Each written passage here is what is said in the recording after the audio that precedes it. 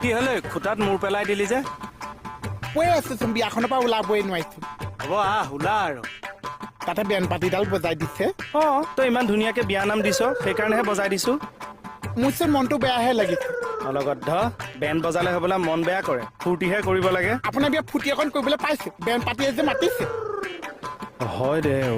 এছপিখন মানিহে মাতিব নোৱাৰিলো বিয়াঘৰ বেন পাতি এটা থাকিলেহে ভাল লাগে চা সঁচাকে আজিকালি মানুহেতো আৰু দিখৌহে চিনি পায় দিখৌটো কি লাই অকণ হালিছে যাই অকণ হালিছে বল নহলে বেক ডেটত আমি ফূৰ্তি অকণ কৰি দিওঁ অইনে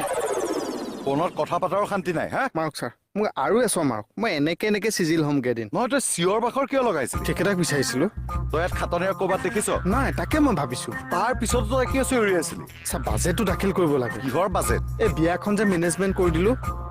ছাৰ চাওকচোন মই বাজেটটো দাখিল কৰিলে মই আজৰি হ'ম নাই তেওঁ সময় নাই মই কালি ঘৰলৈকে গ'লোগে নহয়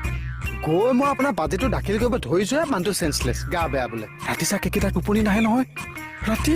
চক খাই উঠে ছাৰ জুয়ে পুৰা সপোন দেখে হাতীয়ে খেদা সপোন দেখে ওখ পাহাৰ টাপা হেনো কেইকেইটাক পেলাই দিয়া সপোন দেখে আচ্ছা এইবোৰ কথা মোক শুনাই থাকিলে মই বাজেটটো কেতিয়া দাখিল কৰিম বাৰু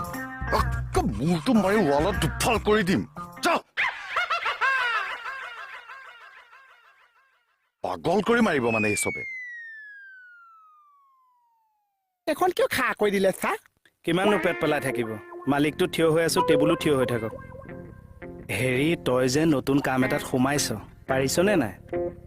এয়া আপুনি মোক বেট ডেটত ফূৰ্তি কৰিবলৈ লৈ আহিছে তই কথাটোৰ উত্তৰ দেচোন ফূৰ্তি কৰিম বাৰু এই মালিক খুচ এৰা মই ভাবিছো কৰ্মচাৰী ইয়াত পেট পেলাই থাকোতেই মই গম পাইছো সিফালে যে মালিক খোজ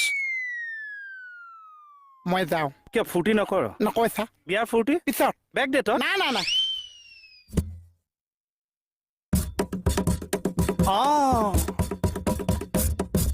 এৰিবা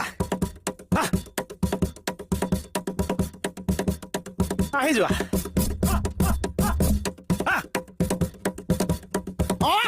নেৰিবা মইনা কলিতা সমাজলৈ ওলাই আহা তোৰ আকৌ দেৰি হৈছে নেকি ঐ